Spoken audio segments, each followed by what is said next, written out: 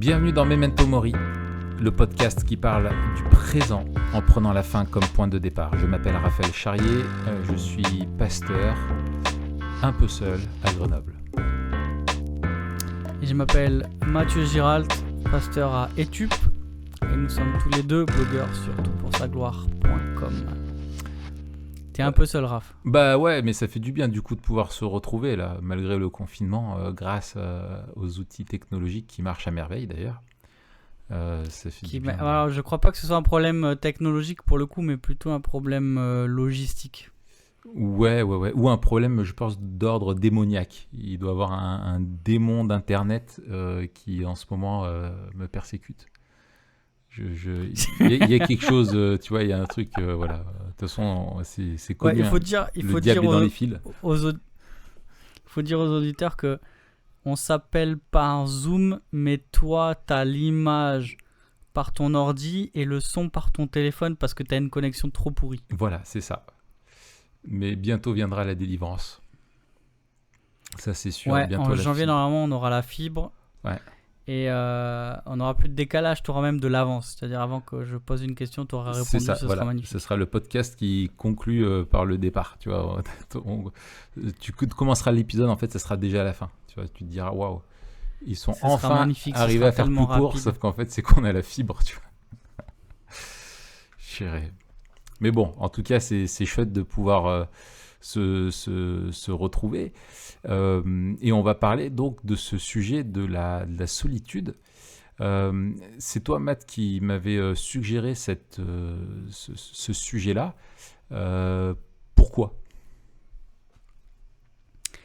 Alors, pour plusieurs raisons. La première, c'est que, je ne sais pas si tu as vu, mais Magestar, donc le collectif d'artistes chrétiens, lance une campagne. Elle avait fait il y a 2 ans une première campagne sur le thème du pardon. Ouais. Et là, elle fait une deuxième campagne sur le thème de la solitude. L'idée à chaque fois, c'est de prendre des sujets qui résonnent fort avec ce qui se passe dans la société. Et là, je trouve que c'est extrêmement bien choisi. Non seulement en ce qui concerne le confinement, ces 2 confinements que nous avons vécu, nous sommes en train de vivre, et les impacts de ces confinements sur la société en général, dans nos vies en particulier, mais aussi au-delà de ça, la solitude, c'est pas nouveau, et il semblerait que ces dernières années, c'était vraiment quelque chose qui s'est développé au point que certains aient parlé d'épidémie de la solitude. Et donc, c'est un sujet qui me semble particulièrement pertinent dans notre actualité, mais aussi dans le monde dans lequel on vit. Et donc, je voulais un peu creuser avec toi ce thème-là de la solitude. Excellent. Ouais, et en fait, c'est un très bon sujet. Je pense qu'il y a vraiment matière à réfléchir, et en plus, je trouve qu'il est bien parce qu'il est assez riche, parce qu'il y a moyen de le voir. Certains, je trouve, il y a un côté très subjectif. A priori, quand on aborde la question, il y en a qui voient ça comme quelque chose de bénéfique, qu'ils recherchent selon leur personnalité. D'autres pour qui c'est synonyme immédiatement d'isolement et de détresse, on va dire.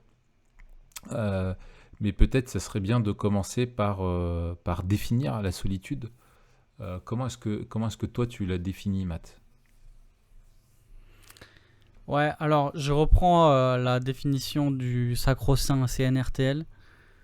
Qui dit situation de quelqu'un qui se trouve sans compagnie, séparé momentanément ou durablement de ses semblables. Et donc la solitude, elle est en lien avec la séparation. Donc on parle de solitude dans le cadre général de relations. Et là, alors c'est intéressant, hein, la solitude, elle est définie par le CNRTL que sous un angle géographique, horizontal. Ouais. Géographique et horizontal. Et tu as raison aussi, géographique, ça c'est aussi intéressant. Alors, il faut faire des distinctions quand on parle de solitude, et je pense que ça va nous aider dans la suite de notre discussion. Ouais. Déjà, entre une solitude qui serait objective et une solitude qui serait subjective. C'est-à-dire que... et puis, on retrouve dans différentes langues, mais déjà en anglais, on retrouve la distinction, pas forcément en français, mais la solitude objective, c'est le fait d'être seul. Voilà. Et en anglais, ce serait alone. La solitude subjective, ce serait le fait de se sentir seul. Et là, c'est lonely. Ok. C'est ça. Et c'est intéressant parce que il peut y avoir un lien entre les deux, ou une corrélation entre les deux, entre le fait d'être seul et le fait de se sentir seul. Mais ça dépend aussi des individus. Et si on lit un peu de choses sur le sujet, on voit que c'est pas forcément, la corrélation n'est pas la même pour tout le monde. Voilà, on va pas ressentir la solitude de la même manière, au même degré d'isolement. Et ensuite, on peut distinguer entre une solitude qui est choisie et une solitude qui est subie. On peut choisir de s'isoler, mais aussi on peut subir d'être isolé. Et là, c'est là où aussi tu disais, c'est intéressant que la définition du CNRTL, alors c'est pas la seule définition, il y a d'autres entrées, enfin, il y a d'autres niveaux, mais on peut souffrir de solitude parce qu'on est ostracisé. Et du coup, la séparation, là, l'isolement, ce sera un isolement social, pas forcément géographique, mais on est séparé, on est rejeté. Et donc, il y a un lien entre le rejet et la solitude qui est subie, la solitude subjective. Et ça, d'ailleurs, on le voit, c'est intéressant dans les textes bibliques qui vont être traduits soit par seul, soit par rejeté. Donc, c'est intéressant sur quelques versets, notamment dans les psaumes. On a l'idée d'être abandonné ou d'être rejeté, et dans d'autres langues, par exemple en anglais, ça va être traduit par seul. Et il semble qu'il y ait une ambiguïté linguistique, mais on voit qu'il y a un rapprochement au niveau du sens. Oui, et ça rejoint ce que tu disais entre le fait que ce soit volontaire ou subi, quoi. Tout à fait. Moi, j'avais bien aimé dans le bouquin là, du minimalisme digital de Cal Newport. Alors, comme je te disais, moi, je l'avais en audio. C'était la première fois que je faisais ça, et du coup, j'ai été un peu pénalisé parce que je pouvais pas. Enfin, tu retournes pas chercher dans un livre en audio, tu vois, des phrases, c'est pas possible. Ouais. Enfin, si, ça doit être possible techniquement, mais ça me saoule. Et en fait, je me souviens que lui, parce qu'il y a tout un chapitre sur la solitude, et justement, et je trouvais ça vraiment pertinent, parce qu'il n'était pas dans une approche strictement physique, matérialiste ou géographique de la solitude, dans le sens où c'est forcément être dans une cabane loin de tout le monde. Mais je me souviens qu'il parlait de solitude comme le fait d'être isolé ou coupé des autres esprits. Qu'il y ait la pensée de personne d'autre ou le discours de personne d'autre qui viennent t'interrompre. Et je trouvais ça intéressant parce que je trouve que ça rappelait le fait que tu peux vivre une solitude et on peut l'expérimenter malgré le fait que tu es entouré.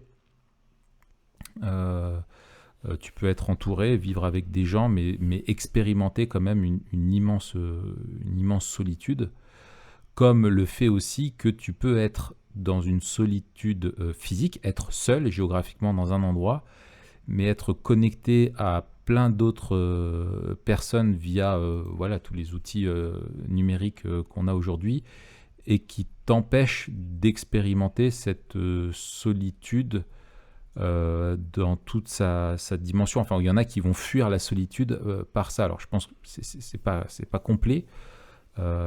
C'est pas complet, et ça remplacera jamais une vraie relation, mais ou même tu as certaines personnes où tu peux fuir toujours cette solitude même quand tu es seul, dans le fait où tu vas toujours être à l'écoute de, je sais pas, de musique ou d'un podcast comme nous. Il y en a peut-être probablement là qui sont seuls et qui sont en train de nous écouter, et qui du coup en fait ne sont pas réellement seuls parce qu'ils sont pas isolés de l'apport d'autres esprits qui les empêchent de faire face à eux-mêmes.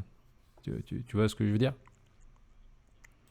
Ouais, tout à fait. Et c'est d'ailleurs, je me rappelle Cal Newport dans ce livre, Digital Minimalism, qui disait que c'est avec l'arrivée de l'iPhone qu'on a été capable d'être continuellement distrait de son propre esprit. C'est ça. Il disait en fait, c'est la première fois... Je crois que c'est l'iPod. Ouais. Parce que... J'ai dit quoi ? T'as dit l'iPhone, mais je crois que c'était l'iPod. Ah, pardon, non, c'est l'iPod. C'est l'iPod, oui. C'est la première fois qu'en fait, la capacité d'enregistrement, en fait, de données de l'iPod nous permet d'écouter continuellement de la musique et d'être distrait. Voilà. Et donc ça, j'ai trouvé ça intéressant. Mais je rebondis sur ce que tu as dit, effectivement, et c'est là où je trouve la campagne de Majestar. Alors, pour l'instant, ils sont en train à l'heure où on enregistre, de soulever des fonds. Je ne sais pas si ce sera encore le cas quand on va publier le podcast, l'épisode. Mais ce que je trouve particulièrement intéressant, c'est justement qu'il souligne ce paradoxe. La campagne s'appelle Seul ensemble. Ouais. Et il y a vraiment ce paradoxe-là de l'hyperconnectivité et de l'appauvrissement des relations sociales. Et donc, c'est pas nouveau et ça peut paraître impensif, mais en attendant, ça soulève des questions et des problématiques auxquelles encore personne n'a répondu avec beaucoup de ni de conviction et ni de solutions concrètes, à savoir on multiplie les connexions possibles et en même temps les gens sont de plus en plus seuls. Donc je trouve que cette campagne-là, elle aura le mérite d'adresser ce problème dans tout ce qu'il a de paradoxal, et j'espère de donner des pistes de réflexion qui vont être super intéressantes, comme ça a été le cas pour la dernière campagne. Ouais, excellent. Bien. Alors, est-ce que toi tu penses qu'on souffre tous de solitude ? Ou est-ce que justement, à notre époque, c'est quelque chose justement pour la solitude qui ne serait pas recherchée, mais qui serait subie? Est-ce que notre progrès, notre époque, on a réussi à éradiquer la solitude subie? Ouais, c'est une... Bah non, en fait. Enfin, la réponse, on l'a, puisque on vient de le dire. On en parle, oui. Et on mettra... C'est ça, on mettra aussi des liens tout à l'heure. On parlera peut-être d'aspects médicaux, etc. Mais il y a un certain nombre d'études, d'enquêtes qui sont sorties ces dernières années et qui nous montrent qu'au contraire, la solitude grandit parmi toute la population, et en particulier ceux qui devraient en souffrir le moins, c'est-à-dire les jeunes, qui ont normalement beaucoup de relations sociales, beaucoup de liens dans leur tissu social, et qui pourtant apparaissent comme étant comme souffrir plus de solitude que leurs aînés, tu vois. Et là on se dit purée, il y a un problème, parce que quand on pense à la solitude, on pense aux personnes esseulées dans les EHPAD ou dans leur maison qui vivent seules, etc. Et là, ce sont les jeunes, ceux qui sont constamment justement sur les réseaux sociaux, ceux qui sont à l'école, au collège, au lycée, qui ont énormément d'amis ou de relations, qui disent souffrir le plus de solitude. Et donc, je pense que déjà, les données, ce qu'on observe, nous montrent qu'il n'y a personne qui est épargné en termes, tu vois, d'âge. Et puis je dirais qu'il y a quelque chose qui est fondamentalement lié au péché. Et on le développera tout à l'heure, mais comme on a été créé pour vivre en harmonie avec Dieu et avec les autres,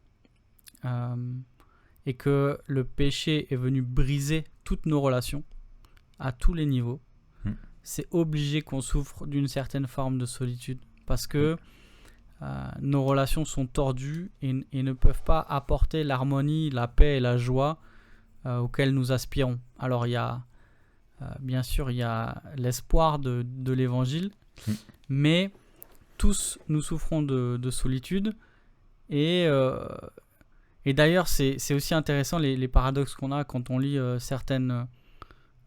la misère psychologique dans laquelle se trouvent certaines personnes qui connaissent vraiment la popularité la plus grande. Et on se dit, les gens les plus connus dont on imagine qu'ils sont tout le temps entourés souffrent de solitude. C'est ça. Et c'est un peu l'image c'est l'image du roi avec sa cour qui est tout seul en fait, qui est tout le temps entouré de personnes, qui est tout le temps amusé, distrait, qui est tout le temps qui a une cour à ses pieds et pourtant qui est seul. Ouais. Et qui aurait besoin d'être seul pour vraiment ne plus souffrir, quoi. Et c'est ça. Alors, je trouvais moins intéressant aussi. Alors Newport qui disait ça, et je pense qu'on en reparlera aussi tout à l'heure, mais je trouve ça intéressant juste de le citer là. Mais je me souviens, il faisait le lien, enfin, entre santé mentale aussi. Il citait des études comme ça et solitude, où il disait que il y a une solitude quand même qui est à rechercher parce qu'elle nous permet de créer, elle permet de se ressourcer aussi, de ne plus être justement interféré avec par des sollicitations extérieures, et nous permet de faire du tri dans nos pensées et participe à la santé mentale aussi. Et ça, je trouve qu'il y a quelque chose d'intéressant là. Mais je trouve, tu vois, vraiment ce que tu dis est intéressant parce que c'est ton podcast, bien évidemment. Non, mais c'est le tien, alors tu peux rebondir. Forcément, tout ce que tu vas dire dedans, vu que c'est le tien, on va dire que c'est intéressant. Mais on n'a jamais été aussi connecté, tu vois, grâce à la technologie. Alors on peut penser au numérique, mais on n'a jamais été aussi, dans le processus de mondialisation où aujourd'hui même, je veux dire, tu es même quelqu'un qui habite à 1000 km, c'est très facile de le rejoindre. Il y a les frontières entre les États vont plutôt dans la tendance à diminuer. Tu voyages comme tu veux dans le monde. On n'a jamais été en présence d'autant de personnes avec tous les moyens qu'on a. Et malgré ça, on vit dans cette forme d'épidémie de solitude où on voit que c'est quelque chose, effectivement. Moi, je pense même, enfin, je sais pas, j'imagine qu'il existe, je sais pas s'il existe des études, de toute façon, c'est difficile de faire des études sur des ressentis, de faire des enquêtes dans le passé, mais je me demande si avant, tu vois, quand il y avait peut-être des cellules familiales plus fortes, avec une plus forte solidarité intergénérationnelle, des gens qui étaient moins distraits, moins sollicités par tout plein de trucs, qui étaient plus enfermés justement dans des relations qui étaient locales, tu vois, et qui étaient dans une vie peut-être plus communautaire, s'il n'y avait pas moins ce sentiment de solitude. Enfin, ça serait intéressant d'avoir des infos là-dessus. Mais pour toi, quelles sont les sources possibles, des causes possibles? Est-ce que tu en identifies à cette épidémie de sentiments de solitude? Ouais, alors, il faut dire qu'on va ouvrir un certain nombre de pistes. On va aborder certaines pistes sans trop les explorer à fond parce que nous, on a plutôt un angle théologique et apologétique. Donc, on mettra un certain nombre de liens vers des études, etc. Donc, on va rester assez généraliste. Mais moi, j'ai deux causes qui me sont venues à l'esprit.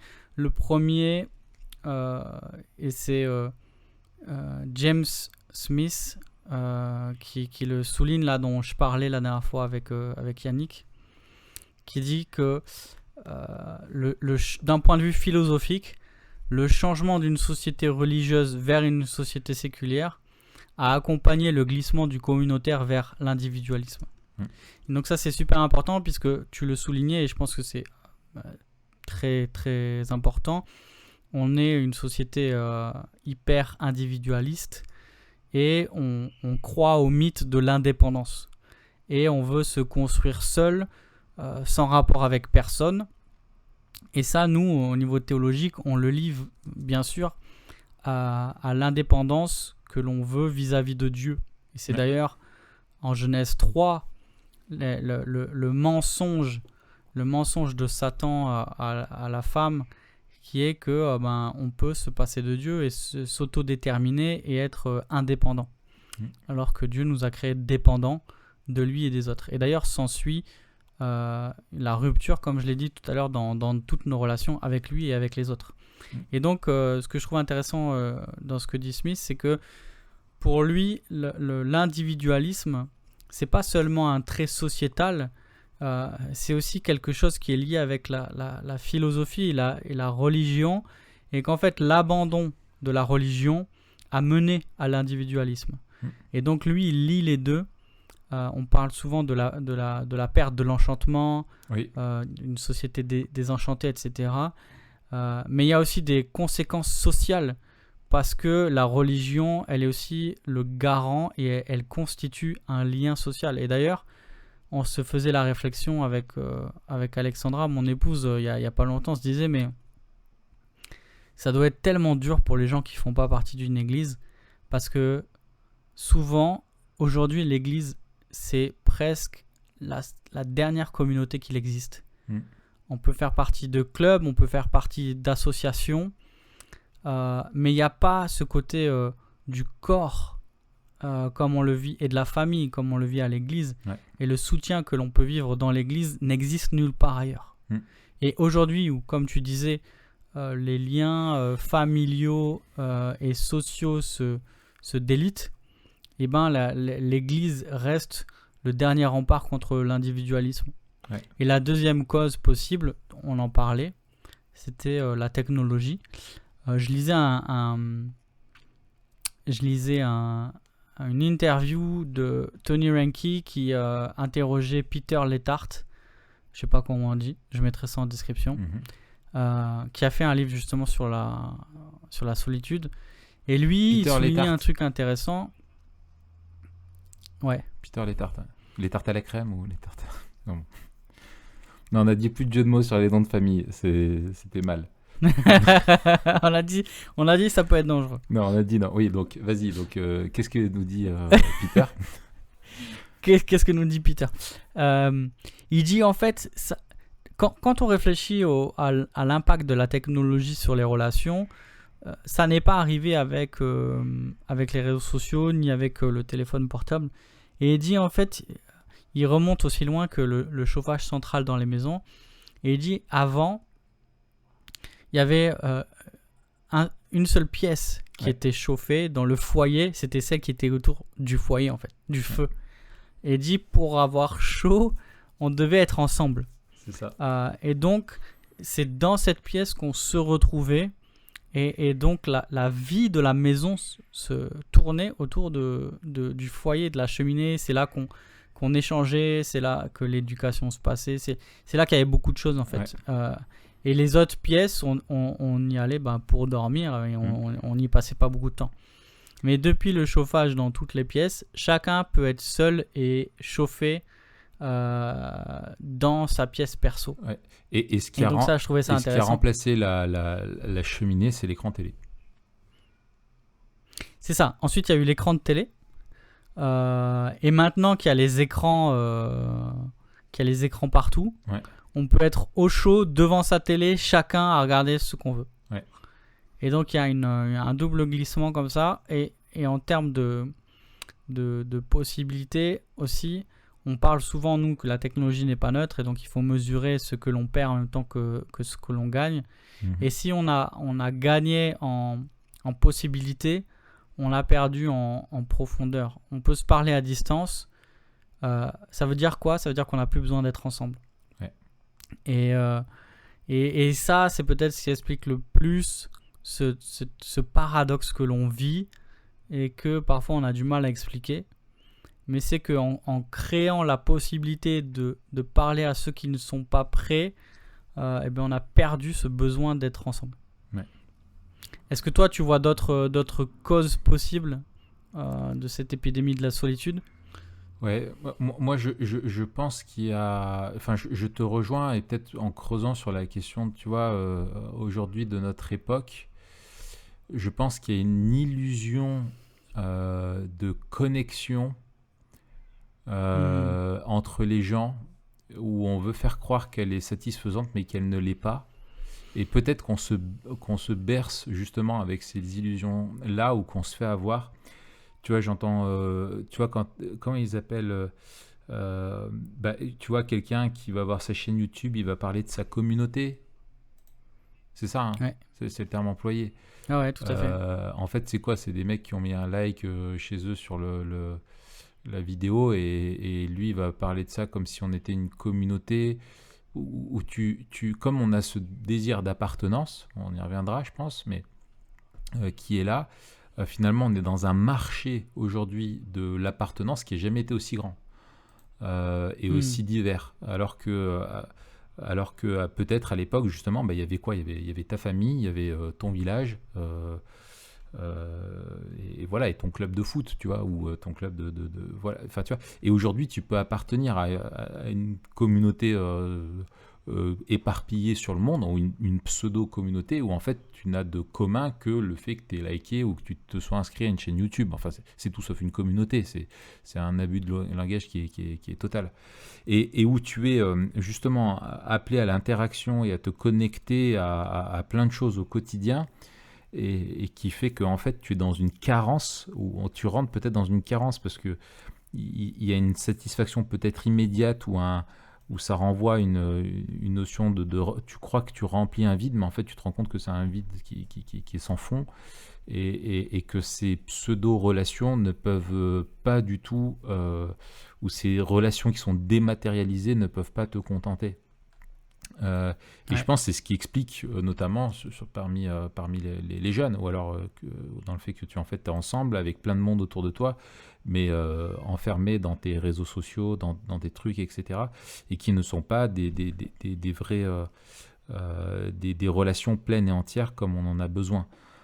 Et j'imagine qu'il y a ça demande vraiment de faire quelques pas en arrière, de faire une pause et de réaliser en fait, et que beaucoup de nos relations en fait n'en sont pas, et qu'on est du coup au bout d'un moment on a du mal à mettre le doigt dessus, mais on comprend, on le devine, c'est la solitude. Qui me connaît pour qui je suis, qui suis-je, etc., avec toutes les questions que ça peut soulever derrière. Voilà, et je pense que c'est d'autant plus dur pour une génération qui est née dedans, tu vois, dans le monde tel qu'il est aujourd'hui. Moi je me souviens, tu vois, j'ai connu l'époque où je sortais avec mon ballon de foot, et j'allais au stade en espérant qu'il y ait mes potes du quartier qui arrivent, quoi. Tu vois, et t'allais au petit stade, et puis t'espérais qu'il y avait des potes, et puis j'avais pas de téléphone, il y avait rien, et puis j'étais avec mon ballon, et puis j'étais là en train de jongler, en train de tirer des fois dans la cage pendant 3/4 d'heure, 1 heure, et je savais pas s'il y aurait des potes qui viendraient, et puis après hop, tac, t'en avais 2-3 qui venaient, tu commences à jouer, t'en as des nouveaux qui viennent, etc. Enfin voilà, tu vois, et en fait où t'étais confronté à cette potentielle solitude, et t'étais habitué avec. Alors qu'aujourd'hui, tu te donnes un rendez-vous, ou s'ils sont pas là, tout de suite tu vas aller sur sur les réseaux sociaux, enfin tu vois, t'as moyen de combler toujours cette crainte d'être seul à notre époque, quoi. Voilà, je trouve c'est Ah ouais, c'est clair. voilà. Mais alors là pour le moment, bon, on constate les choses, mais finalement, pourquoi est-ce que la solitude, tu penses toi qu'elle nous fait souffrir? Pourquoi il y a quelque chose de douloureux quand elle est pas voulue? Ouais. Déjà, on va soulever des aspects théologiques et médicaux. L'aspect théologique, alors on l'a dit, c'est qu'on a été créé pour être en relation avec Dieu, avec les autres. Et à chaque fois qu'on parle d'alliance, on parle souvent d'alliance. Ici, on dit qu'on a été créé en alliance avec Dieu et avec les autres. On a été créé pour être en relation, en fait. On n'a pas été créé seul ni indépendant. Et donc notre bonheur, notre vie dépend de la relation avec Dieu, mais aussi avec les autres. Et ça, on le voit. Alors, on le voit à la création. On voit qu'on a été créé par Dieu, pour Dieu, et pour les autres aussi. Et on voit qu'il y a d'épanouissement que lorsque ces deux relations sont remplies. On a besoin d'une dimension verticale et horizontale. Et on le voit aussi avec la loi, la loi donnée au Sinaï. On a la dimension horizontale, la dimension verticale. Toute notre notre existence en tant qu'être humain est intimement et inexorablement liée aux relations que l'on a avec Dieu et avec les autres. Et donc, c'est normal que toute aliénation dans ces relations-là crée la souffrance et crée la solitude, qu'elle soit liée à l'isolement, qu'elle soit liée au rejet, que ce soit l'absence de relation ou alors le fait qu'elles aient été entachées ou endommagées. Et donc, c'est bien de souligner, je pense que c'est normal de souffrir de solitude. Ce serait oublier la place, l'importance de la relation, des relations que de nier le problème de la solitude. Et donc c'est bien aussi de rappeler peut-être à ceux qui nous écoutent et qui souffrent de solitude, à plus ou moins, tu vois, avec des degrés plus ou moins forts, parce que tout le monde souffre de solitude, que c'est normal d'en souffrir, dans le sens que c'est la norme. Ça ne veut pas dire que c'est bon, au contraire, mais en fait c'est quelque chose qui fait partie de notre humanité déchue. Après, sur les aspects médicaux, j'avais relevé dans un article que j'avais lu une citation d'un psychiatre qui s'appelle Vandenberg, un psychiatre hollandais, qui disait « Si la solitude n'existait pas, on pourrait raisonnablement supposer que les maladies psychiatriques ne se produiraient pas non plus. » Et donc, c'est assez fort, enfin c'est même très fort. Et récemment, alors je crois que Newport en parle et je suis retombé dessus dans un article aussi que j'ai lu, qu'on mettra en lien à la fin du podcast, qu'il y a des recherches UCLA, donc l'Université de Californie et de Los Angeles, qui a montré avec des IRM que notre cerveau est câblé pour connecter avec d'autres personnes. Et donc cette recherche montre que les relations et notre désir de relation fait partie de notre nature humaine. C'est la manière dont on a été créé. C'est un besoin qui fait partie de nous. Et ce que je trouvais intéressant, c'est qu'il disait que la région du cerveau qui est activée quand on souffre de rejet ou de solitude, c'est la même que lorsqu'on marche sur un Lego. Je ne sais pas si tu as déjà fait l'expérience, mais ça fait mal. Oui, mais je la fais régulièrement. Je la fais régulièrement. Et donc, quand j'ai vu ça, je me suis dit, purée, c'est un truc de fou quand même.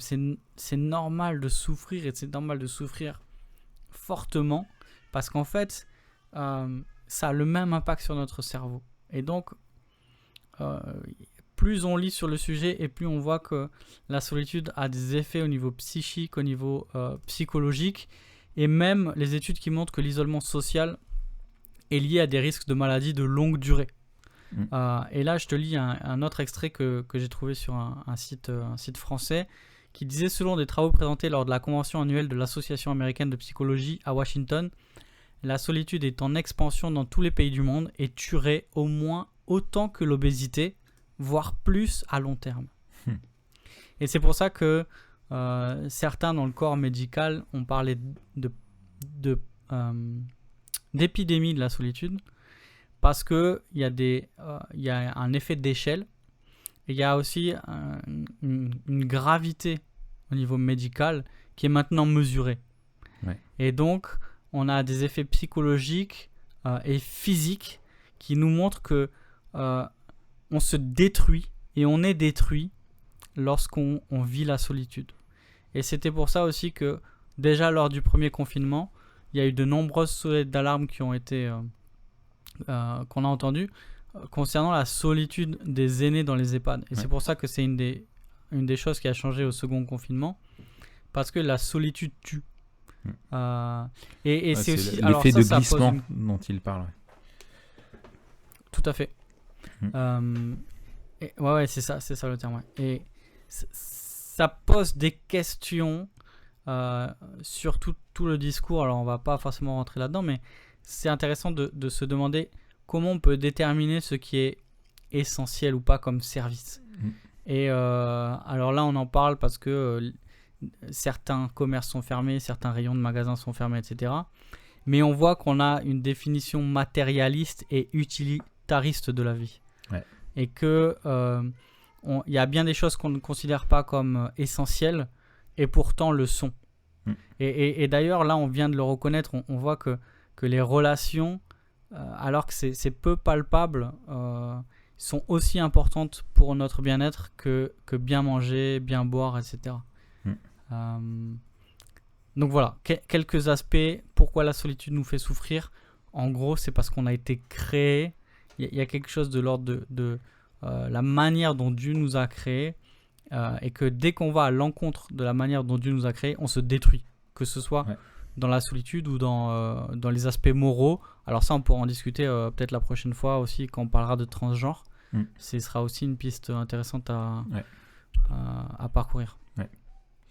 Moi, je pense à une autre dimension aussi,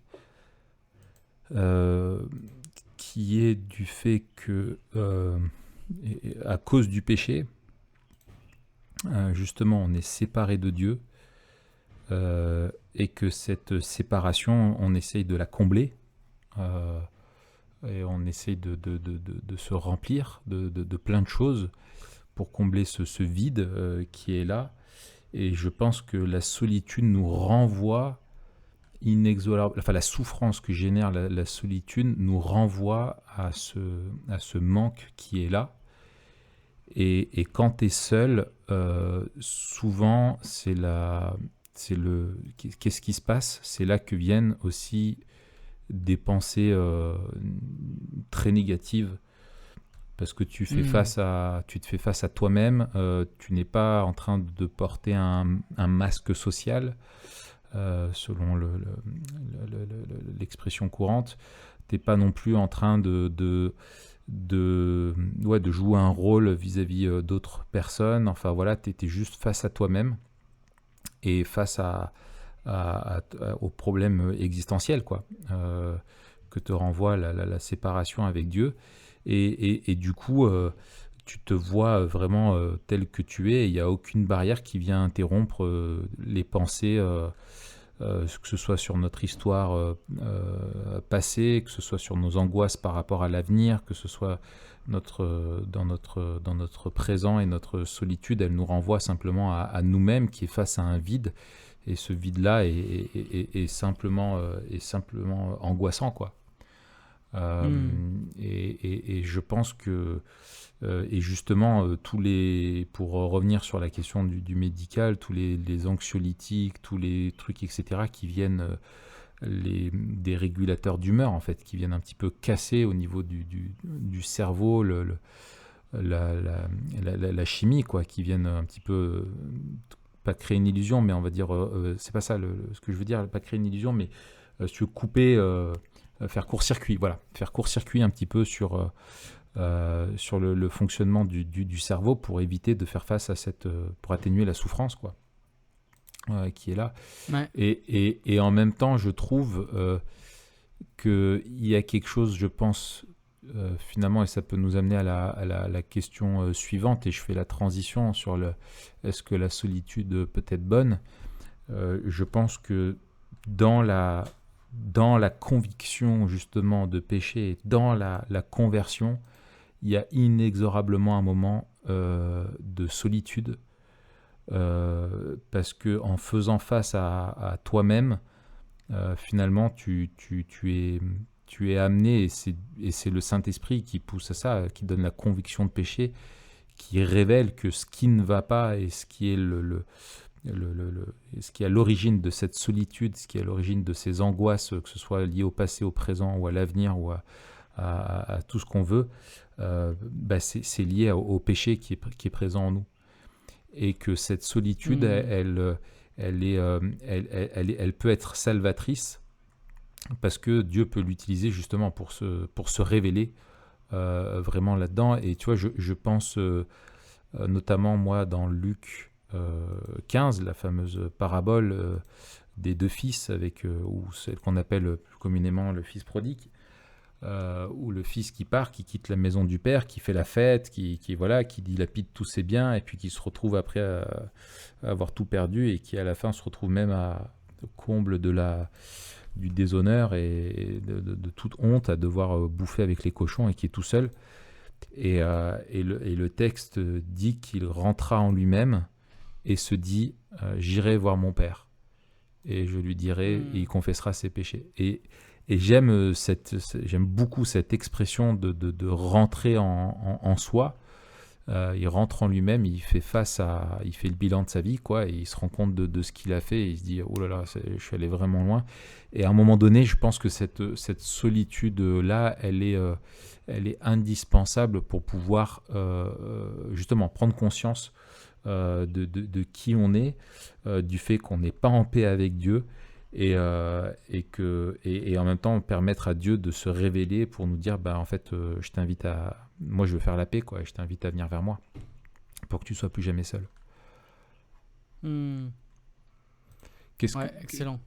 Alors il y en a plein d'autres, hein, je pense, d'aspects, mais à quoi d'autre tu penses, toi? Non, mais je pense que c'est celui-là le premier, c'est-à-dire que alors qu'elle soit subie ou choisie d'ailleurs, la solitude peut et devrait nous rapprocher de Dieu. Et on a des épisodes fameux, et c'est souvent dans le désert que les appels et que la formation des hommes de Dieu se font dans la Bible. Soit dans le désert, soit en prison d'ailleurs.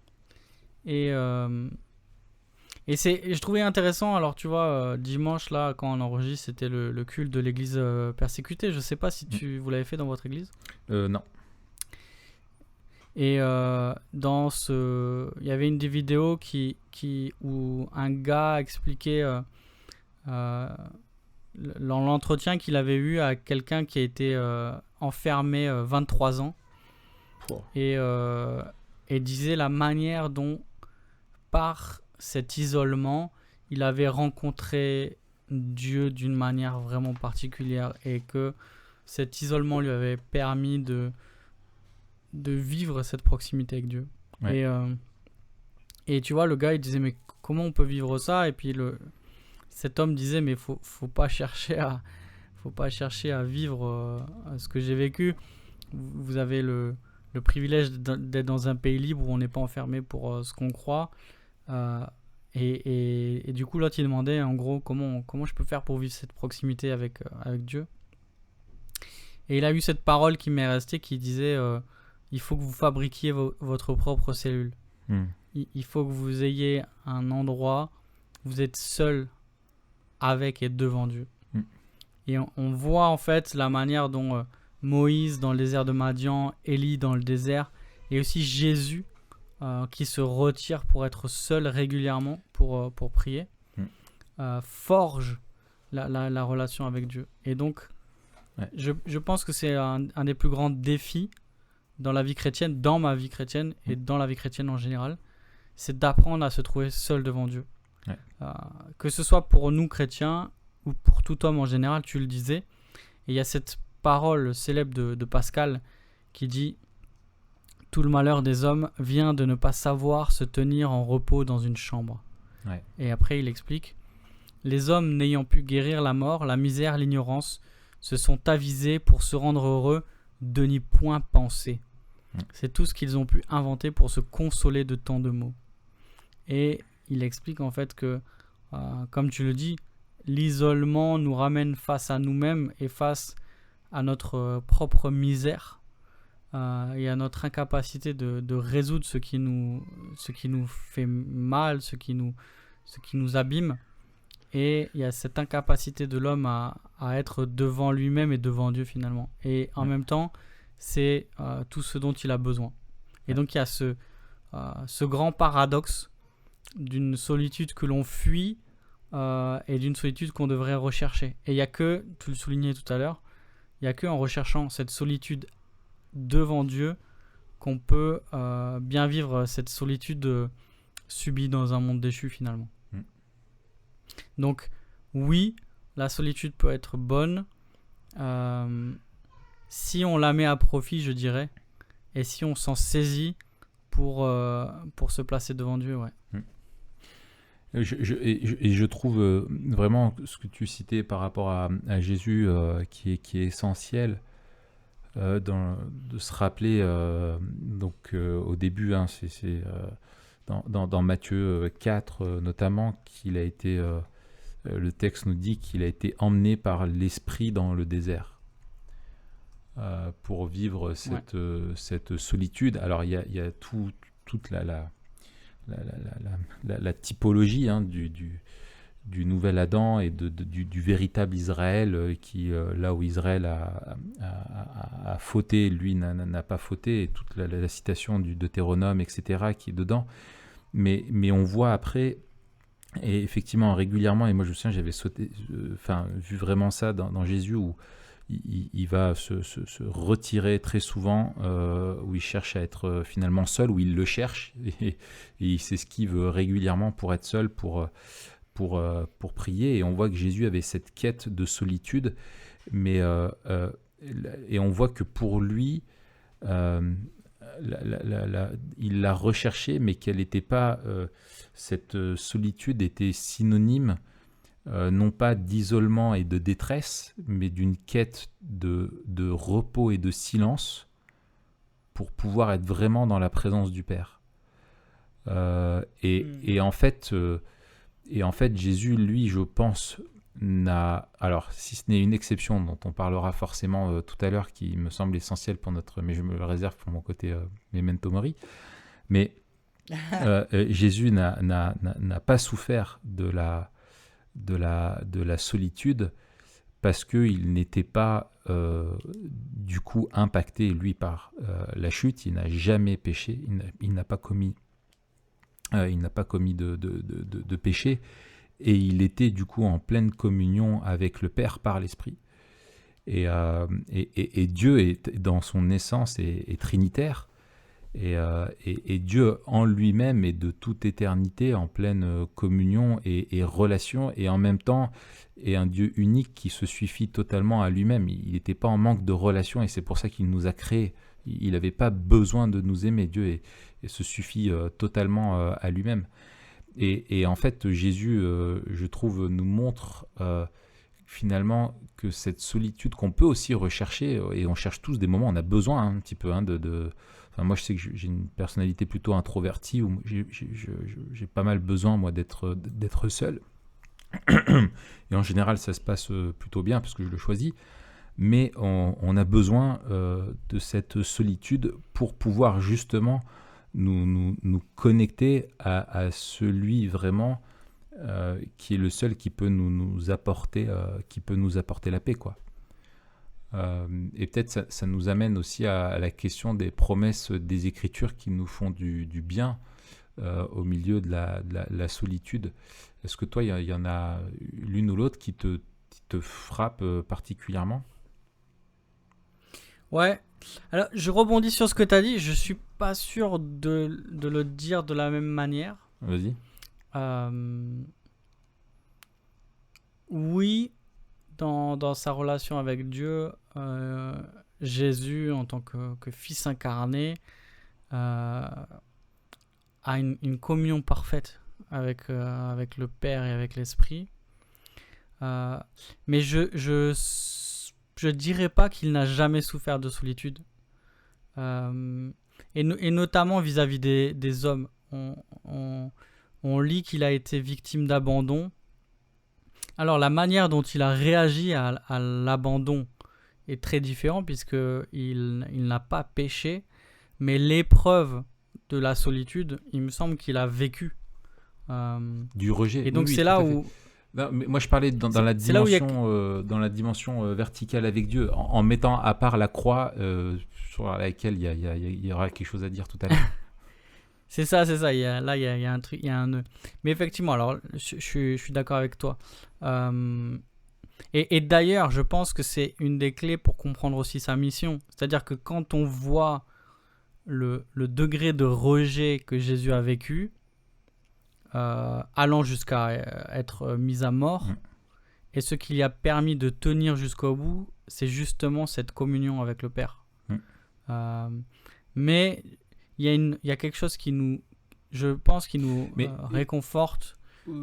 Oui, et puis dans son, comme Jésus n'était, enfin, il faut pas oublier la pleine humanité de Christ. Et en tant que 100% humain, il avait besoin des relations avec les autres aussi. C'est ça. Bien évidemment. C'est ça. Dans son humanité, Jésus a souffert de solitude. Oui, c'est ça. Oui. On est bien fait partie des souffrances qu'il a vécues. Ok, bon alors, super. Ouais, tout à fait. Et donc, il est en capacité de nous comprendre. C'est ça. Donc, je trouve que ça, c'est toujours un grand réconfort de dire, mais Jésus était pleinement humain, le plus humain de tous les humains, et il a vécu dans ce monde de péché sans péché, mais il a été atteint par les effets du péché dans le monde. Et donc, ce qui nous fait souffrir l'a aussi fait souffrir dans une certaine mesure. Alors, comment c'est un mystère. C'est un mystère. Mais il peut nous comprendre et il peut nous secourir. Et ça, c'est vraiment magnifique de penser qu'il a été soumis aux mêmes tentations que nous, sans jamais pécher, et qu'à cause de ça, il peut nous accueillir et nous mener au trône de la grâce. Et quand on lit que tous l'ont abandonné, tous l'abandonnèrent et prirent la fuite, dans Marc 14, et il est tout seul. Et on a vraiment dans Marc encore plus cette image de Jésus qui, au début, est suivi par des foules, ensuite est suivi par ses disciples, et ensuite se retrouve seul. Et on a un abandon qui est total. Il est seul, et en même temps, on vient de le dire, il n'est pas seul parce qu'il est en communion avec le Père. Et jusqu'à la croix, et on parlera de la croix tout à l'heure. Oui, moi, j'ai quelques mais là, juste sur ce que tu dis, et c'est intéressant parce que Jean, lui, a un angle différent. Et j'aime bien, c'est la fin du chapitre 16, verset 31. Ouais. Il dit, verset 32, voici que l'heure vient et elle est déjà venue, où vous serez dispersés chacun de votre côté et me laisserez seul. Cependant, je ne suis pas seul, car le Père est avec moi. Ah, c'est génial. Je vous ai dit cela afin que vous ayez la paix en moi. Vous aurez à souffrir dans le monde, mais prenez courage, moi j'ai vaincu le monde. Et voilà, et dans le fait, il est jamais seul, quoi. Ouais, c'est ça. Ah, c'est super. Et d'ailleurs, il y a ce paradoxe. Hein. Vous me laisserez seul, mais je ne suis pas seul, car le Père est avec moi. C'est ça. Et ça, c'est une des grandes promesses, un des grands encouragements que j'ai. J'en ai plusieurs, mais le premier, c'est que Dieu est avec nous. Ouais. Et on a déjà cette promesse dans Ésaïe 41, où Dieu parle aux serviteurs. Et donc là, avec toute la résonance, avec le second Adam, le vrai Israël, Jésus, et en même temps son peuple, enfin il y a toutes ces caisses de résonance, et Dieu dit, sois sans crainte car je suis avec toi. Ouais. N'ouvre pas des yeux inquiets car je suis ton Dieu. Je te fortifie, je viens à ton secours, je te soutiens de ma droite victorieuse. Et la présence de Dieu, je pense, c'est la promesse la plus extraordinaire, la plus mystérieuse et la plus réconfortante qu'on peut avoir. Et on a Jésus à la fin de Matthieu qui dit « Je suis avec vous tous les jours jusqu'à la fin du monde. Ouais. » Et tu vois, la dernière fois, on regardait une série avec Alexandra, on a commencé un truc qui s'appelle The Chosen, un truc chrétien qui sont des épisodes des évangiles. On n'a pas vu beaucoup. Pour l'instant, ce qu'on a vu, c'était très intéressant et très bien fait. Je t'en parlerai une fois que j'aurai fini le truc. C'est gratuit. Et à un moment donné, tu as l'histoire de Marie de Magdala que Jésus délivre. Ouais. Et on a Marie qui fait un Shabbat. Et on a Jésus qui vient prendre Shabbat avec elle. Alors, c'est pas forcément que des textes, que des scènes qui sont dans le texte biblique. Mais c'est intéressant, moi je trouve. Ouais. Et justement de voir qu'est-ce qui a pu se passer dans les moments off. Bien sûr sans trahir ce que le texte nous dit. Et là, je me suis dit, on a Marie qui fait Shabbat. Et ça fait longtemps qu'elle n'a pas fait Shabbat, elle ne sait pas trop comment faire. Il y a des gens qui viennent chez elle. Il y a des mecs ils viennent chez elle, etc. Et elle a laissé un siège vide. Et elle dit, mais moi, j'ai toujours appris qu'il fallait laisser un siège vide. Et ils ont dit, non, mais toi, tu t'es trompé, c'est pas à Shabbat, c'est juste, je crois que c'est je crois que c'est à la Pâque. C'est à la Pâque. Je dis peut-être des bêtises. C'est la Pâque, tout à fait. Donc c'est à la Pâque, tu laisses un siège vide, c'est pour Élie, si Élie revient, etc. C'est ce qu'elle dit. Et t'entends frapper et tu sais que c'est Jésus. Voilà, tu sais, voilà. T'attends, tu sais que c'est... Elle ouvre la porte et c'est Jésus, tu vois. Et je me dis, mais... à ce moment-là, je me suis dit, mais... T'imagines, t'es là, t'ouvres et c'est Jésus. Ouais. Et je me suis dit, mais... C'est tellement un truc de fou, tu vois. Ouais. J'aimerais trop vivre ça. Et après, je me suis dit, mais Jésus est avec nous. Et je pense qu'on ne mesure pas, en tout cas, moi, je ne mesure pas avec assez de force cette vérité-là. Ouais. Que Jésus est avec nous, que le Dieu de l'univers est aussi un Dieu immanent qui est venu dans le monde et qui vit avec nous. Et on a alors, tu as cité Jean 16. Dans Jean 14, on a cette promesse de l'envoi du consolateur. Jésus qui dit « Je prierai le Père, il vous donnera un autre consolateur qui soit éternellement avec vous, l'esprit de vérité que le monde ne peut pas recevoir parce qu'il ne le voit pas et ne le connaît pas. Mais vous le connaissez parce qu'il demeure près de vous et qu'il sera en vous. Je ne vous laisserai pas orphelin. Je viens vers vous. » Et donc on a Jésus qui dit « Je vous envoie l'esprit » et qui dit « Je viens vers vous ». Et on a c'est aussi ces versets dans Romains 8, versets 9 et 10. « Pour vous, vous n'êtes plus sous l'emprise de la chair, mais sous celle de l'esprit, si du moins l'esprit de Dieu habite en vous. Si quelqu'un n'a pas l'esprit de Christ, il ne lui appartient pas. Et si Christ est en vous, le corps, il est vrai, est mort à cause du péché, mais l'esprit est vie à cause de la justice. » Et on voit que l'esprit de Dieu, c'est l'esprit de Christ et c'est Christ en nous. Et donc on a cette doctrine de l'union avec Christ. Nous sommes en Christ et Christ est en nous, qui est aussi un secours extraordinaire. Ouais. On n'est jamais seul. On n'est jamais seul. Et je pense que ce que tu dis bien sûr sur le Saint-Esprit est le point central. Et j'ajoute, tu vois, je vais prêcher là sur Acte 15 dimanche et sur Pierre. Vous êtes déjà à Acte 15 ? Acte 5, pardon. Et Pierre avec Ananias et Saphira et Pierre qui dit mais comment avez-vous osé mentir au Saint-Esprit ? Et en fait, je me faisais la remarque que moi-même, le premier, j'ai tendance à dépersonnaliser l'esprit. Puisque lui est quand même assez caché dans sa... Je veux dire, la personnalité, où lui, ce qu'il veut mettre en lumière, c'est Christ, tu vois.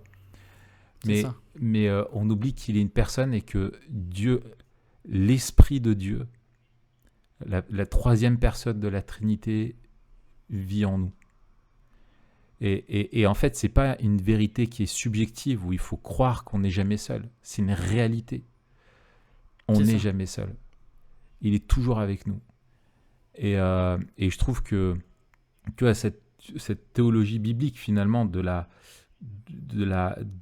séparation, de la solitude, où non, on a été créé pour être avec Dieu, on était avec Dieu et la chute nous rend seuls, éternellement seuls, et rien de ce monde peut combler cette solitude-là. Et Christ lui-même a accepté de venir pour expérimenter cette solitude pour que nous, on ne soit plus jamais seuls. Et je trouve qu'il y a cette promesse de savoir qu'on est pour l'éternité avec Dieu et que on va vers la glorification et tout ce qu'on en parlera très bientôt là. Mais je trouve que c'est quelque chose qui est vraiment merveilleux, quoi. Absolument. Ouais. Absolument. Et moi j'ai 2 autres points. Vas-y Raphaël. Non mais vas-y, développe-les, c'est ton podcast. 2 autres points. Le premier c'est Dieu est notre réconfort. Dans le psaume 34, il y a cette merveilleuse promesse: l'Éternel est près de ceux qui ont le cœur brisé et il sauve ceux qui ont l'esprit dans l'abattement. Et là encore, on a cette dimension de pastorale de Dieu, paternelle de Dieu, qui est près de ceux qui ont le cœur brisé. Et nous, on est dans Luc en ce moment et on voit aussi les renversements, la manière dont Jésus reflète l'attitude de Dieu qui s'approche de ceux qui sont marginalisés, de ceux qui sont rabaissés. Et on a dans le Magnificat de Marie au début, on a ce renversement que Dieu élève ceux qui sont humbles et abaisse les orgueilleux. Et on a aussi cette doxologie de Paul en 2 Corinthiens, au début de 2 Corinthiens, les versets 3 et 4. « Béni soit le Dieu et Père de notre Seigneur Jésus-Christ, le Père compatissant et le Dieu de toute consolation.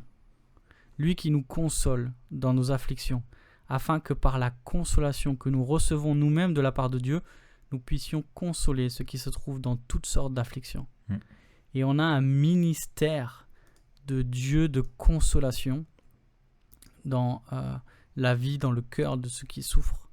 Et je trouve ça magnifique parce qu'on n'est pas dans une dynamique de l'échange commercial de la religion. Ouais.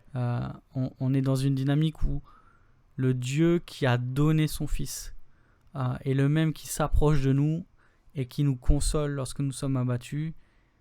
Et ça, c'est extraordinaire.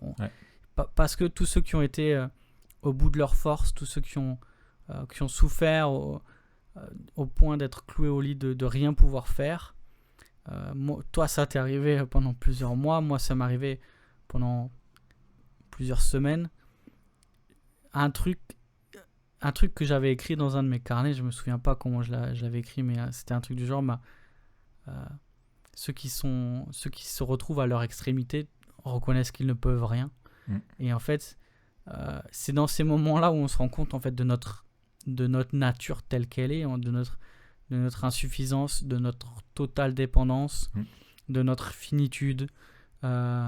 Et en fait, on se voit tel qu'on est tout le temps, sauf parce que nos illusions nous ont été ôtées. Et Dieu s'approche de nous lorsqu'on est comme ça. Et ceux qui souffrent de solitude peuvent être certains que Dieu n'est pas indifférent à leur prière. Et ça, c'est aussi magnifique. Ouais. Je trouve qu'il n'y a rien de pire que l'indifférence pour ceux qui souffrent. Et notre Dieu n'est pas indifférent. Ouais. Il y en avait une autre ? Non. Ok. Tu peux y aller. Alors, moi, c'était l'image du refuge, tu vois, que j'avais. Toi, mais ça rejoint ce que tu disais sur le réconfort. Excellent. Où on peut trouver refuge en Dieu, et c'est un refuge qui est pas, c'est pas vide, c'est se rentrer dans ses bras, quoi. C'est se mettre à l'abri de ses bras et de son réconfort et de sa protection. Et Dieu nous invite, il est pour nous un refuge. Et je pense à un texte qui m'avait vraiment frappé, et je crois vraiment qu'il y a dans les Écritures quelque chose qui est objective, et une communion qu'on a objective avec Dieu qui nous est rappelée dans Romains, par exemple Romains 5, que sur la base de notre foi, nous avons la paix avec Dieu par l'intermédiaire de notre Seigneur Jésus-Christ. Et ça, c'est la paix qui découle de la justification. Nous sommes en paix avec Dieu, il n'a plus rien à nous reprocher, et nous savons que nous n'avons pas à avoir peur de penser à lui ou de penser à notre péché quand vient la solitude, ou si notre vie si on a peur de faire face un petit peu à des choses qui sont un peu dans les ténèbres, que justement cette solitude, Dieu nous invite à la vivre pour pouvoir nous replacer sous la croix et nous rappeler que plus de reproches nous sont adressés pour nos péchés, et qu'au contraire on est appelé à marcher en nouveauté de vie. Et il y a aussi une autre, je pense, dimension qui est une dimension dynamique, subjective, où on met notre foi en pratique en nous appropriant aussi cette paix de Dieu. Et je pense, moi, à Philippiens 4, verset 9, c'était ce passage-là, qui est anodin comme ça, mais où Paul dit ce que vous avez appris et reçu de moi, ce que vous m'avez entendu dire et vu faire, mettez-le en pratique. Et là, là, on pourrait se dire, mais alors, c'est là que vous allez progresser, c'est là que, voilà. Et il dit, alors, le Dieu qui donne la paix sera avec vous. Et je trouve ça super, ou dans ce modèle de façon de vivre d'une vie qui est consacrée à Dieu, qui vit justement la réalité que Dieu est bel et bien présent et qu'on est appelé à vivre pour lui. Paul lui-même, je pense, a connu beaucoup de fois la solitude.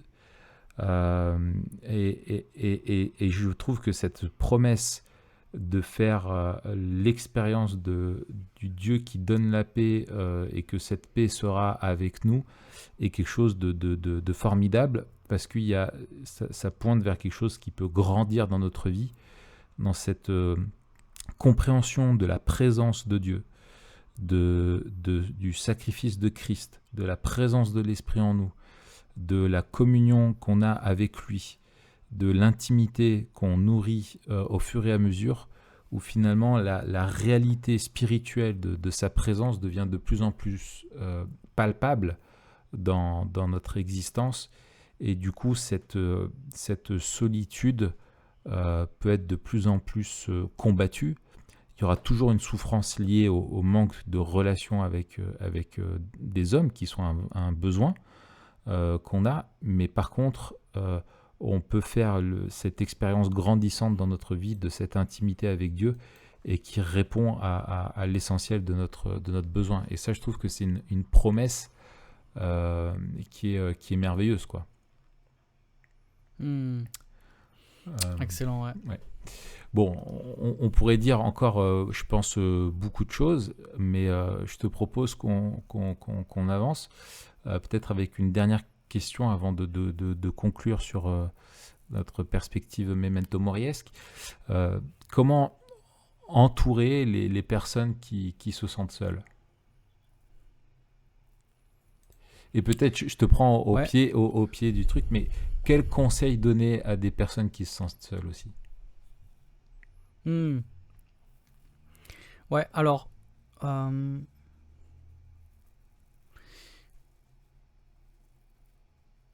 deux choses, enfin plusieurs choses d'ailleurs. D'abord, un passage de Romains, Romains 12, versets 10 à 13. On a parlé la dernière fois, quand on a parlé de la paresse, on l'avait cité. Oui.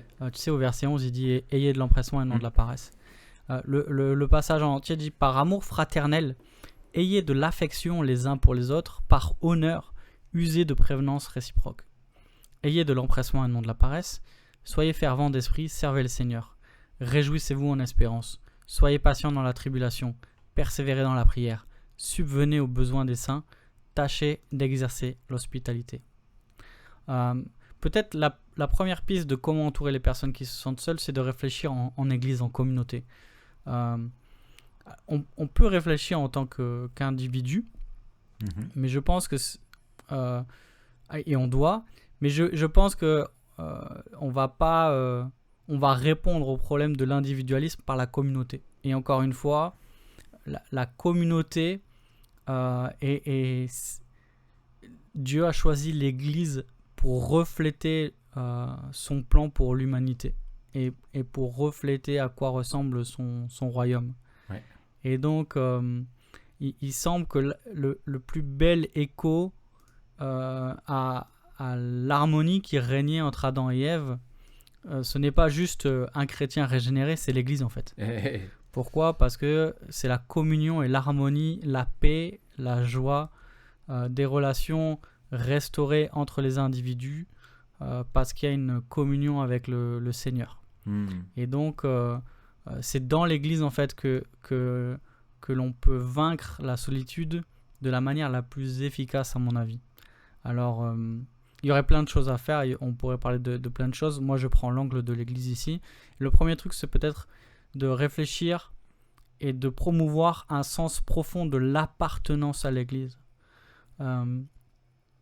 On parle d'être membre de l'Église, de l'importance d'être membre de l'Église. Pourquoi ? Parce qu'on appartient à une Église, on fait partie d'une Église. Ouais. C'est pas juste on va à une Église, c'est qu'on fait partie d'une communauté, on appartient à un corps. Ouais. Et toutes les images que Paul prend de l'Église, que ce soit la famille, que ce soit le temple, que ce soit le corps, quelle que soit l'image qu'il choisit, il y a toujours une notion d'interdépendance et une notion que Christ est la tête et le chef. Et donc on a ces deux dimensions, la dimension horizontale et la dimension verticale que nous vivons dans l'Église. Mais il y a un sentiment d'appartenance sur lequel il faut vraiment insister à mon avis et dire qu'on est solidaires et on est responsables les uns des autres dans l'Église. Et donc c'est ça l'amour fraternel, c'est ça la communion.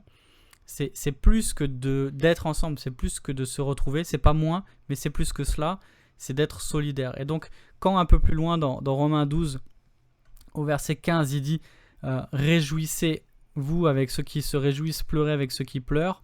Et quand il dit « Ayez les mêmes sentiments les uns envers les autres », il est en train de parler de cette communion-là. Donc, ce serait la première chose pour moi, de redécouvrir ce que ça veut dire d'être l'Église ensemble. La deuxième chose, ce serait une communion fraternelle forte dans les groupes de maison. Il me semble que c'est quelque chose que toi tu vis à Grenoble, que nous on vit aussi à Etup. On a besoin de vivre des relations plus profondes avec certains et c'est là où on peut un peu mieux exercer l'hospitalité, un peu mieux avoir de l'affection les uns pour les autres, un peu mieux se réjouir et pleurer avec ceux qui pleurent. On peut le faire dans l'église entière, mais on le fait encore plus dans les petits groupes. Ensuite, une attention particulière envers certaines personnes. Et il me semble que toute action et toute intention commence par l'attention. Et donc faire attention à ceux qui vivent cette solitude, une solitude qui souvent a été... qui est souvent subie et souvent due à des événements. Je pense à celles qui sont veuves, je pense à ceux qui viennent de vivre un divorce ou une séparation, je pense à ceux qui sont célibataires depuis plus ou moins longtemps, je pense à ceux qui viennent de perdre un emploi. En fait, tout ce qui, dans les événements de la vie des frères et sœurs, va entraîner une atteinte dans les relations, une aliénation des relations. Et je dis ça pas comme un conseil que je me prêche vraiment à moi-même aussi. On doit faire attention, je dois faire attention en tant que responsable à ceux qui peut-être souffrent particulièrement. Et puis il y a... Et Vas-y, excuse-moi, je t'ai coupé. C'est ma dernière. Ouais, c'est ma dernière. Bien sûr. Après l'attention, c'est l'action. L'action ciblée pour ceux qui sont seuls. Et là, c'est pareil, ça va dépendre des contextes, ça va dépendre des dons. Par exemple, je sais que à Etup, depuis quelques années, sous l'impulsion de quelques-uns, une équipe vraiment fidèle, consacrée, et qui a pris à bras le corps vraiment aussi cette question-là de la solitude. Ils ont mis en place ce qu'on appelle chez nous le temps T. C'est le mercredi après-midi, normalement c'est une fois par mois, alors là c'est un peu râpé avec le confinement, mais c'est vraiment précieux. L'idée c'est de pouvoir réunir ceux qui sont isolés. Donc ça va être surtout des aînés, mais pas que. Et ça va être aussi des aînés de l'église, mais pas que. Et c'est ça aussi qui est super, c'est que on a des aînés de l'église qui peuvent inviter d'autres aînés, par exemple de leur quartier, leurs connaissances, leurs amis, etc. Et on a des rencontres à l'église qui sont spécialement organisées pour ceux qui sont isolés. Ensuite, réfléchir de manière peut-être particulière à visiter ceux qui ne peuvent pas participer à la vie communautaire. Et donc là encore, suivant l'église, les talents, etc., la situation, on pourra avoir des choses qui se mettent en place de différentes manières. Et là aussi, on est en chemin, il y a des choses qui sont déjà en place, qui vont être mises en place, etc. Mais je pense qu'il y a cette image de la brebis qui est seule. Il y a la brebis qui est seule parce qu'elle s'égare et qu'elle s'éloigne. Et il y a la brebis qui est seule parce qu'elle ne peut plus avancer avec le troupeau. Et donc, une question qu'on doit se poser, c'est comment on prend soin de cette brebis qui ne peut plus vivre avec le troupeau, normalement. Et ouais. Moi, j'avais Qu'est-ce que tu dis, toi, Raph? j'avais reçu une leçon comme ça à l'armée quand je faisais le stage commando, où ils nous avaient donné, on avait une très longue course à faire.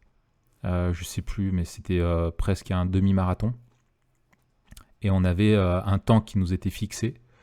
Et si on était en dessous, enfin selon le temps que tu faisais, tu étais plus ou moins bien classé et on se tirait tous la bourre quoi, pour être les mieux classés. Et surtout, il y avait un temps où si tu étais en dessous, tu étais éliminé. Et du coup, tu validais pas, tu pouvais pas rentrer dans les commandos. Quoi. Et du coup, je me souviens, on était partis comme des tarés. Et on avait couru vite. Et on était une poignée vraiment à aimer ça et à être bien sportif.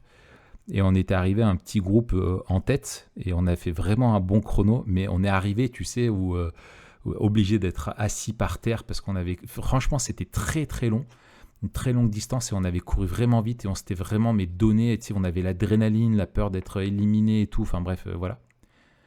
Et on était arrivé, on était cuit, mais on était mort parce qu'en plus, c'est pas que tu fais ça et qu'avant tu étais en pleine forme, c'était après des jours et des jours déjà de plein d'exercices. Et l'instructeur, il nous dit, bah, c'est bien, mais c'est le temps du dernier qui compte. Donc, vous faites demi-tour. Excellent.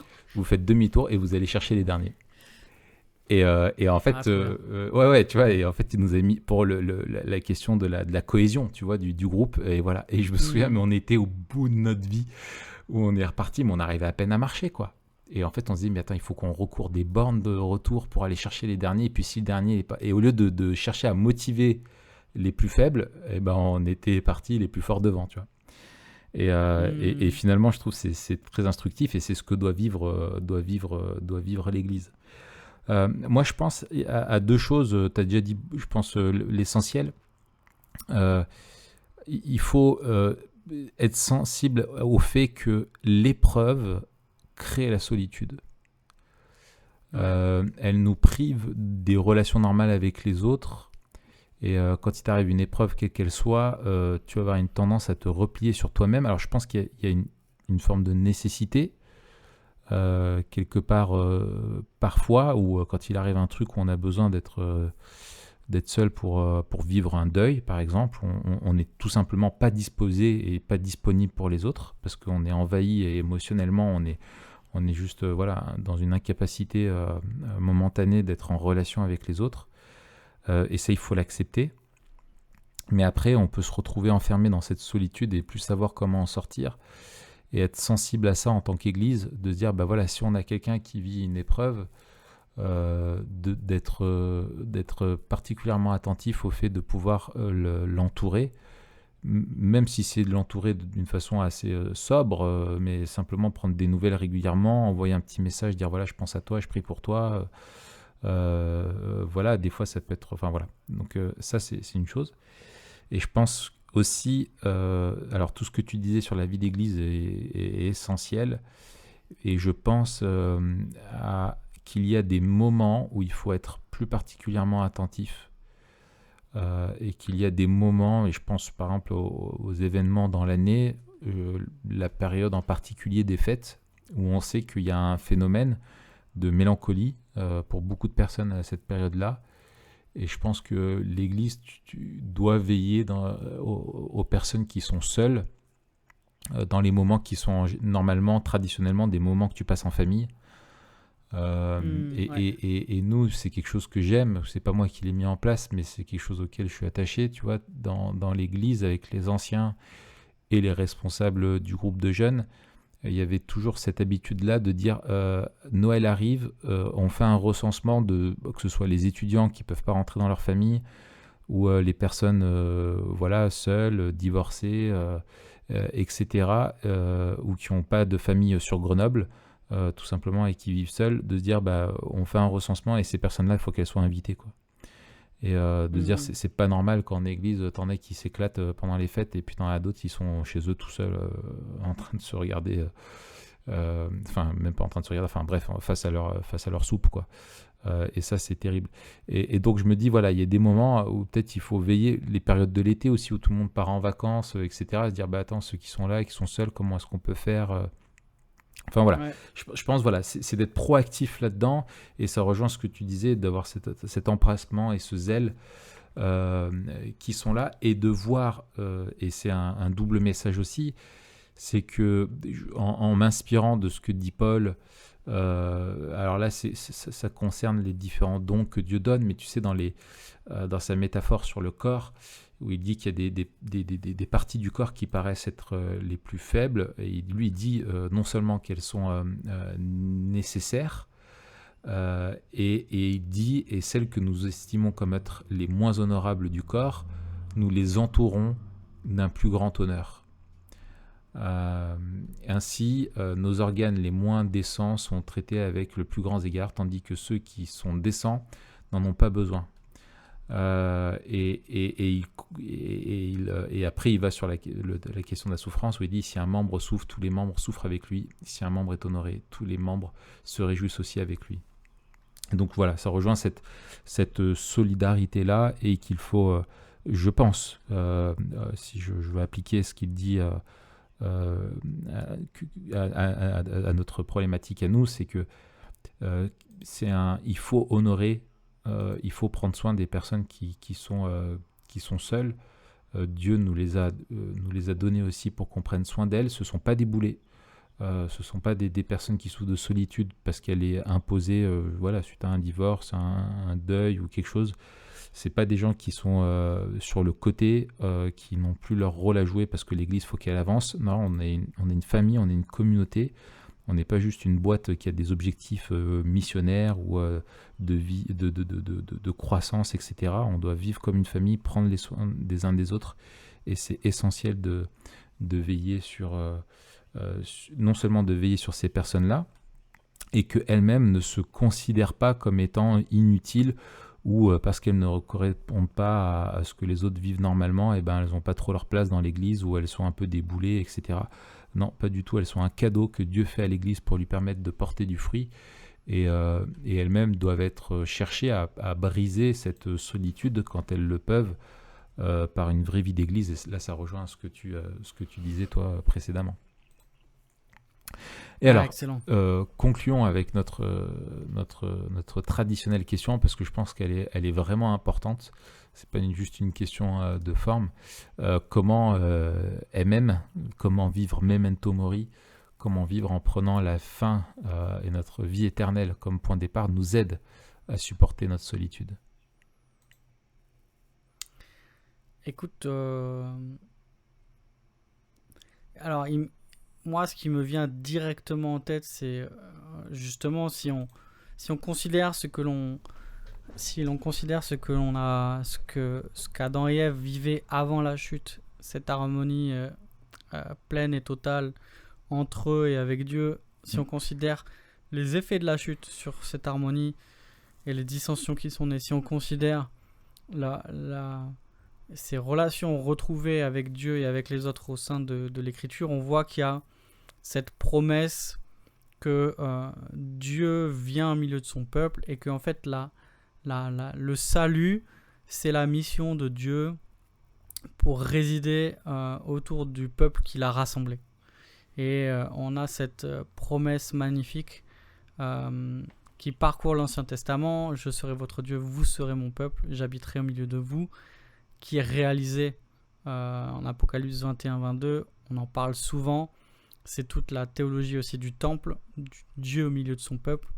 Et dans Apocalypse 21-22, le temple n'est pas là, c'est Dieu lui-même qui est au milieu de son peuple. Et donc, cette harmonie à laquelle nous aspirons, cette paix et cette joie, qui sont l'antithèse de la solitude, nous la retrouverons quand Dieu nous rassemblera autour de lui sur les nouveaux cieux et la nouvelle terre. Et cette promesse-là d'être avec Dieu, d'être face à face et de vivre des relations restaurées à tous les niveaux, c'est la promesse de l'abolition de la solitude. Et là, on rejoint ce que tu disais, c'est que la solitude est liée au péché, non seulement à l'entrée du péché dans le monde, mais aussi à notre propre péché, qui nous fait... qui altère notre relation avec Dieu et avec les autres, qui nous empêche de vivre cette communion entière et pleine. Et cette promesse de la de la présence de Dieu et de cette proximité que nous vivrons avec lui, qui nous réjouira pleinement au siècle des siècles. C'est ça qui nous aide à supporter notre solitude aujourd'hui. Et c'est ça aussi qui nous aide aussi à mettre en place. Tu disais tout à l'heure comment on peut encourager ceux qui sont seuls, ou qu'est-ce qu'on conseillerait. Bien sûr, il y a la dimension de l'Église dont j'ai parlé. J'ai voulu mettre vraiment l'accent là-dessus parce qu'il me semble que l'aspect communautaire, c'est ultra important dans cette discussion. Mais il y a la dimension personnelle avec la réappropriation de toutes ces promesses dont on a parlé juste avant, de celles qui nous font du bien au milieu de notre solitude.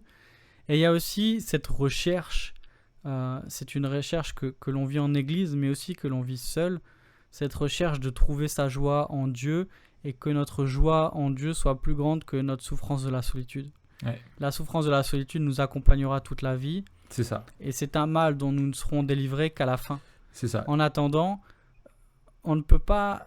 Et c'est ça, c'est-à-dire que mettre trop d'espoir dans des solutions de ce monde-là, techniques ou systémiques, ça va à l'échec. C'est ça. Et du coup, comme dans tous nos combats, comme dans toutes nos tentations, comme dans toutes nos luttes, certaines luttes ne disparaîtront pas avant notre mort.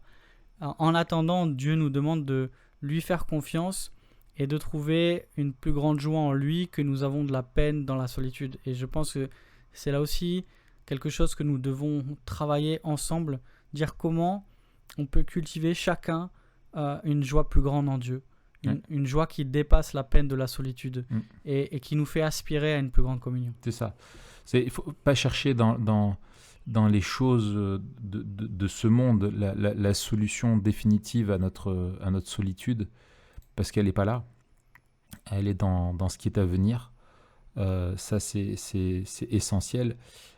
Et je dirais, et bien sûr, il faut... C'est une manière générale, mais c'est vrai, et c'est à appliquer après au cas par cas et accompagner les gens aussi à comprendre ça.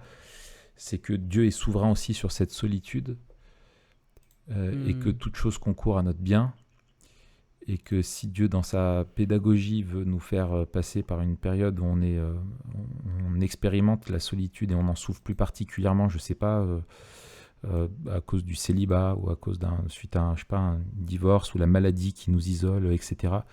Ce sont aussi des moments dans lesquels lui il veut nous rencontrer, en particulier pour nous manifester justement sa présence, nous transformer à l'image de Christ, nous aider à comprendre la solitude des autres et nous apprendre aussi à mieux les servir en son nom, quoi.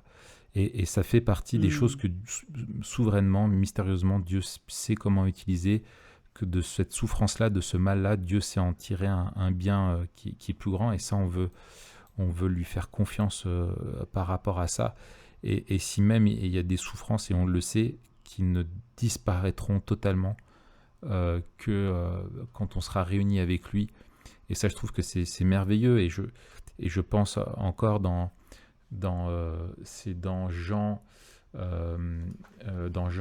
14, quand Jésus dit aux siens qu'il va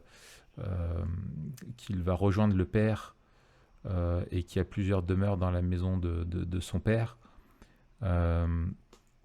Et attends, c'est Jean 14 ? Je ne sais plus. Ou Jean...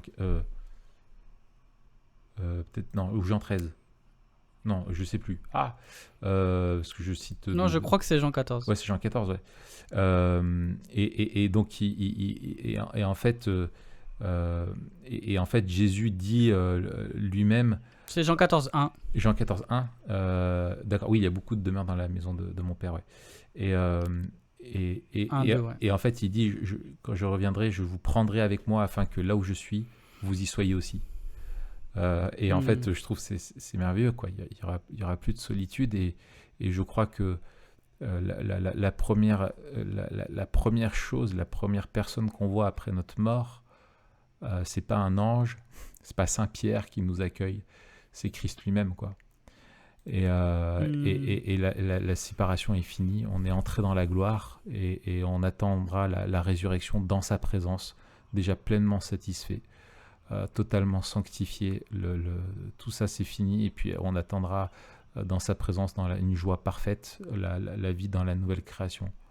Et ça je trouve que c'est effectivement merveilleux et je pense que, et pour en revenir, parce qu'on l'avait gardé de côté, que Christ a connu à la croix la solitude qui nous était réservée.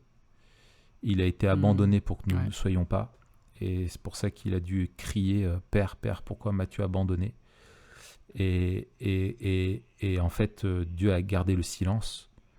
C'est le seul moment où il n'était pas avec lui. Parce que sur la croix, eh bien, il a été fait péché pour nous.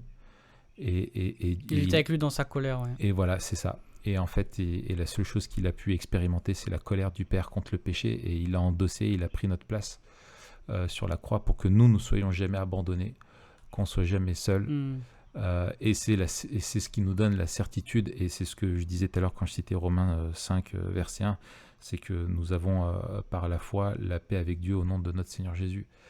Et nous sommes réconciliés définitivement avec lui et nous avons la certitude que nous n'irons pas vers une solitude éternelle. Et je pense que la mort aussi est quelque chose dans ce monde qui fait peur aux hommes. On avait fait un épisode déjà là-dessus, dans le fait de qu'est-ce qu'il y a après derrière, s'il y a une vie après la mort. Est-ce que c'est une vie dans un vide intersidéral ?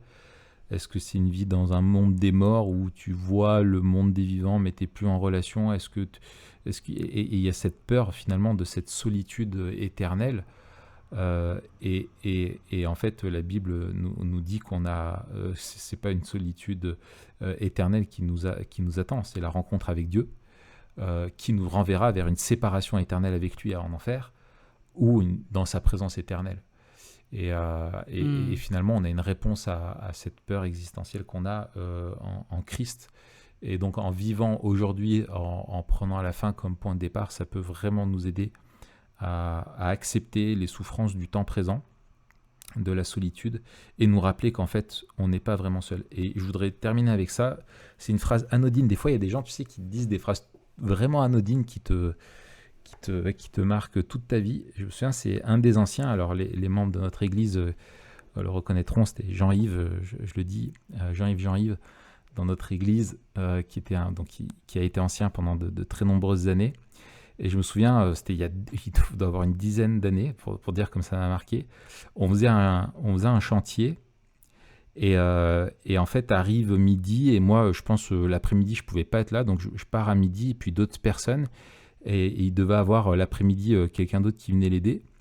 Et en partant, je dis je suis triste, Jean-Yves, parce que tu te retrouves tout seul là dans l'église, on part tous manger et on part au boulot, etc. Et puis lui, il avait son petit sandwich, il était en train de le déballer dans la cour de l'église là.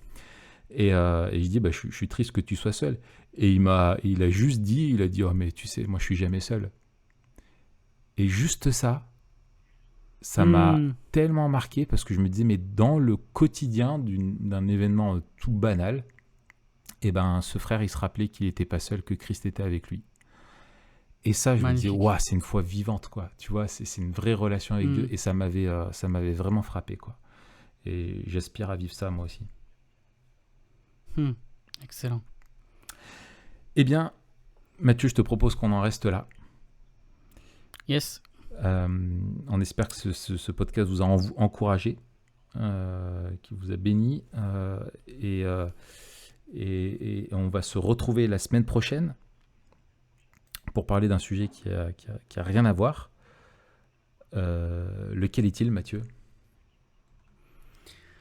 On va parler de la question transgenre. Voilà. Donc, question aussi d'actualité. Touchy. Et ouais, on va aborder surtout la question théologique et pastorale. Donc on va aborder bien sûr des aspects sociaux, mais ce sera surtout aspect théologique et pastoral, bien sûr. Ouais. Très bien. Eh bien, écoute, je te souhaite une bonne semaine. Toi aussi, Raph, et puis à vous aussi qui nous écoutez. Voilà, n'hésitez pas bien sûr à vous abonner, liker, machin, etc. hein, bien sûr, comme d'hab.